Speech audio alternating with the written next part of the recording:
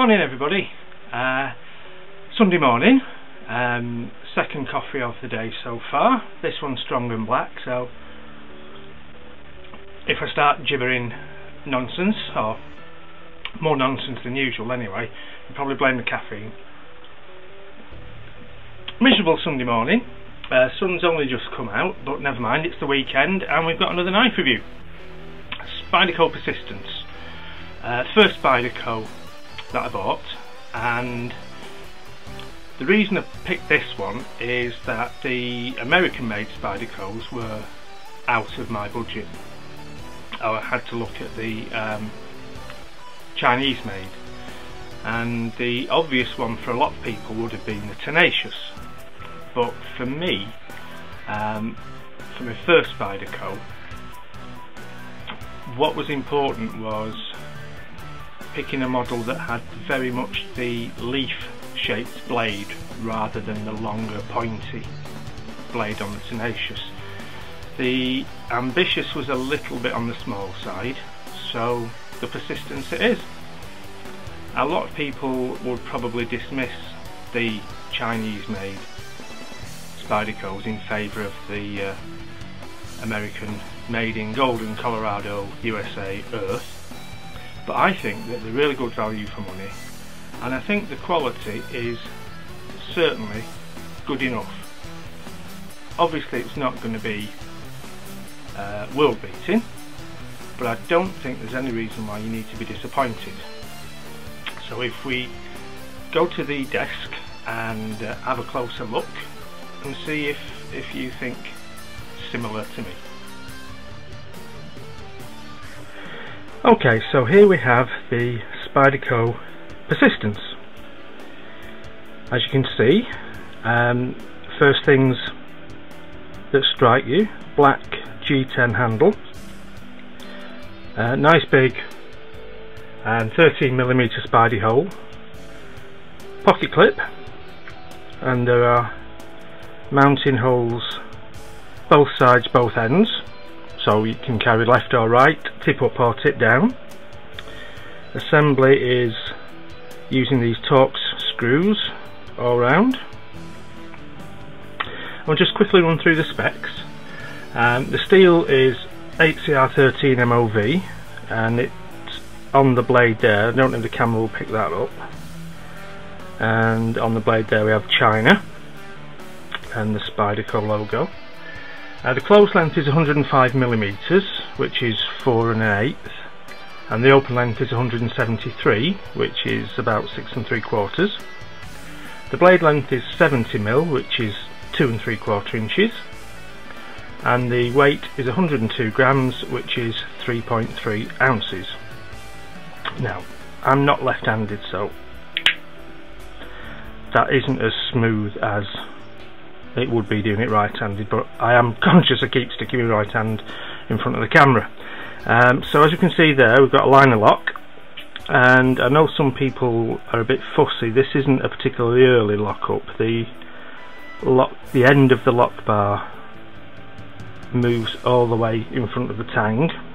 Some people may prefer just a little bit of crossover. I don't know if the camera will see that. But we have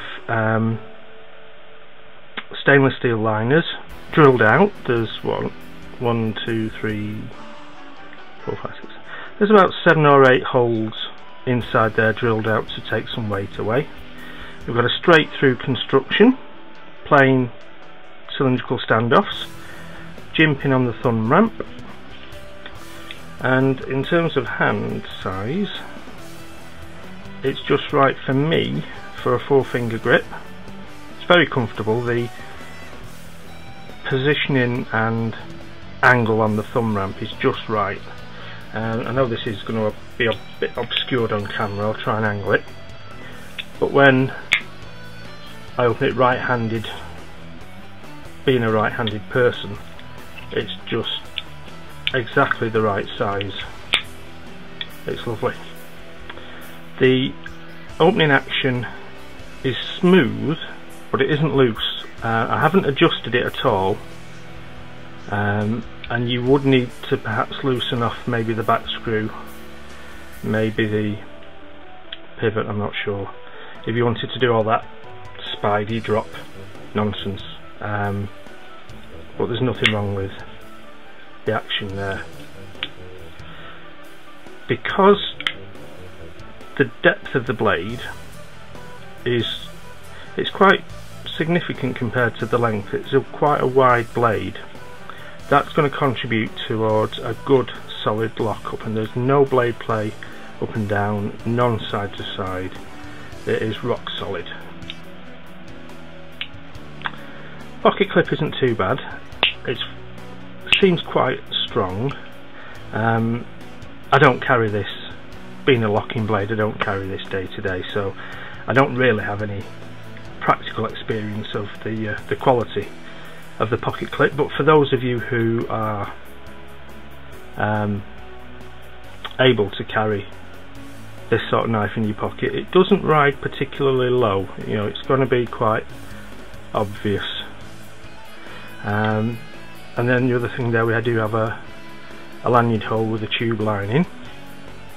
The steel, as I say, is 8CR13 MOV. Quite a popular steel for budget price knives, and I know a lot of people would have a downer on this blade steel because it's not high performance in the way that S30V or G10 what do I mean? See, I'm gibbering already. S30V or S35VN are. However, as an ordinary day-to-day blade steel, it takes a good edge and it's easy to sharpen, but you would need to be prepared to keep it sharp, I think, which isn't difficult, as I say. As you can probably see, I'm not sure if the camera's going to pick that up, the blade's quite scratched. Have used this a bit, so it's been used and dulled and sharpened and used and dulled. It's gone through the cycle a couple of times, and there's no problem at all in bringing it back to a lovely sharp edge. When it came from the factory, it was pretty sharp, but the bevel was very flat, quite coarsely ground, and so it had a good cutting edge but toothy. And as I've resharpened it a few times, the shoulder has gone. I wouldn't quite call it a convex edge, it's still quite flat towards the tip, but it's much more smooth and polished than it comes from the factory, and I think that does help.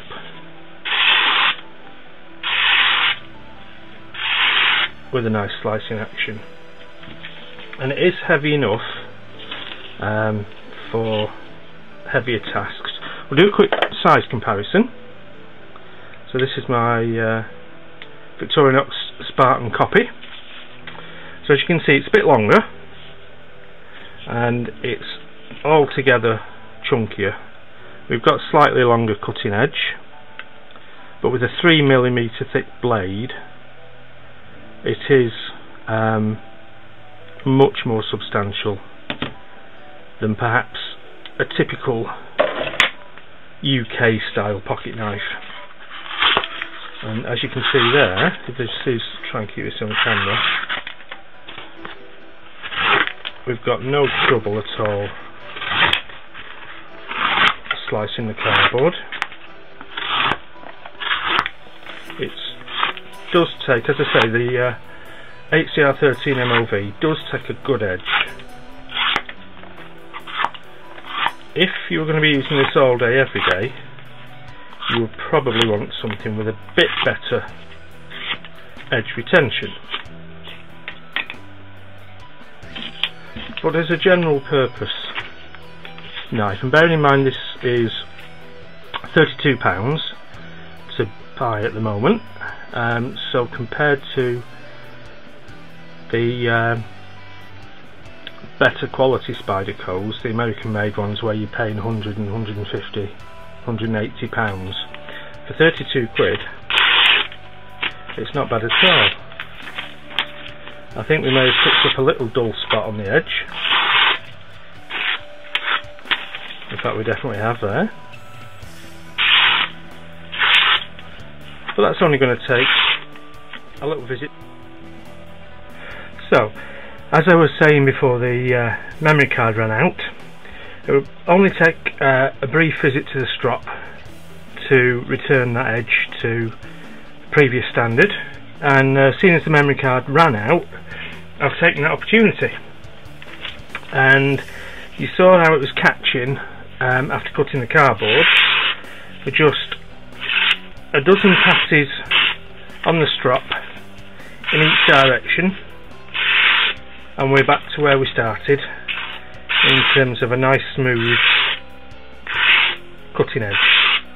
And that was the homemade denim and brasso strop. So £32 gets you a Chinese Spyderco that has very good fit and finish, some nice materials, stainless steel liners, G10 scales, torque screws for the assembly. Not a high performance steel, but a very good everyday steel if you're prepared just to keep your edge touched up when you need to. I like this steel because it means more knives can be made available in budget and affordable price brackets, whereas if we only had S30VN and the other powder steels, then there'd be less choice. So I recommend this as an ordinary everyday user knife. I recommend it as an introduction to Spydercos, and I hope you found that interesting. We'll do a few stills just so you can see some of the details, and thanks for watching. I'll see you next time.